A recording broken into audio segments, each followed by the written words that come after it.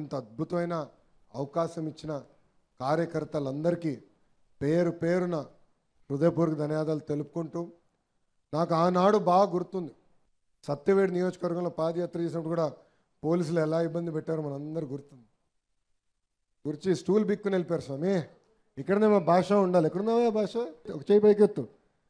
భాషని ఏకంగా ఆనాడు నా సౌండ్ బాక్స్ పట్టుకున్నాడు, స్పీకర్ పట్టుకున్నాడు. నేను మైక్ పట్టుకుని మాట్లాడుతుంటే ఏకంగా భాషని కొట్టారు. ఈరోజు అదే పోలీస్ సోదరులు మనకు సెల్యూట్ కొడుతున్నారు. అదే ప్రజాస్వామ్యం గొప్పతనం. సెల్యూట్ కడుతున్నారని మాయలో పడకూడదండి, అది గుర్తుపెట్టుకోవాలి. నేను ఈరోజు ల్యాండ్ అయిన తర్వాత అన్నకు ఫోన్ చేసి చెప్పిన కారులో ఉంటే, అన్న ఎస్పీ గారికి ఫోన్ చేసి చెప్పండి, ఇంతమంది భద్రతా సిబ్బంది నాకు అవసరం లేదులే స్వామి. పాదయాత్రలోనే ఎవడేం చేయలేదు, అప్పుడు ఎవరు ఇవ్వలేదు, నాకు ఎవడేం చేయలేదు, ఇమ్మీడియట్గా చెప్పండి ఎస్పీ గారికి, వాళ్ళు రిటర్న్ చేయమని హాయిగా ప్రశాంతంగా కార్యకర్తలు నన్ను కలవనియండి, నా కార్యక్రమం నన్ను చేయనియండి అని చెప్తాం జరిగింది. అది మనం మర్చిపోకూడదు. అధికారంలో ఉంటూ ప్రతిపక్షంలో ఉన్నట్టు వ్యవహరించాలి.